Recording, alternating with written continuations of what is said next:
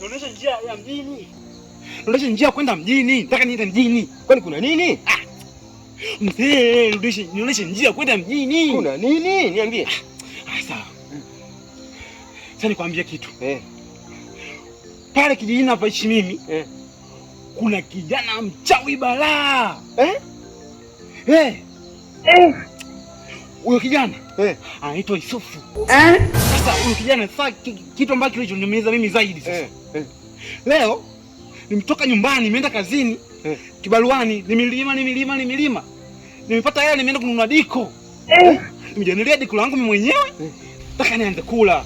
Kuku ndio kuku mkubwa. Kuku mzima. Sasa sikiliza. Nimenawa maji nimeangalia tena pale. Kuku simoni.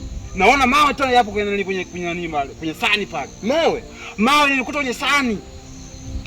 Sasa haipo mtu mwingine zaidi ya Yusufu. Hiyo michezo ya Yusufu.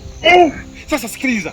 Kama naomba unionyeshe njia ya kwenda mjini, maana nimepotea. Nikishaenda mjini, nenda polisi. Nenda kuchukua maafande. Mapolisi kwa mkamate. Hamna kitu ambacho kinaniuma sana zaidi ya kuku wangu. Kuku wako. Ubongo mimi nimemwambia sana, nimeteseka sana. Hajamchukutoa ovyo.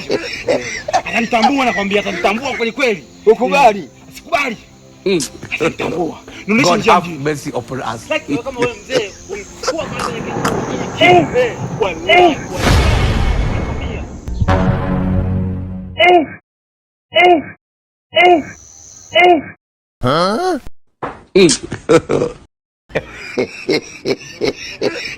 Endelea.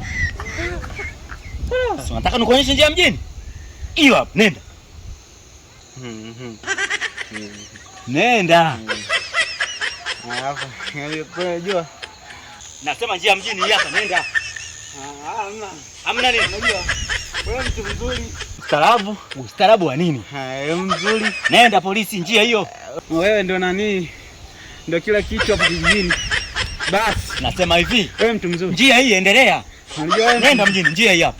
Hivi sisi mjini, nenda nyumbani. Njia mjini hiyo, nenda. Ndio naenda hivyo nyumbani. Kumbavu.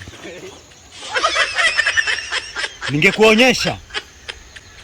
Ungeishi huko. Shit kabisa.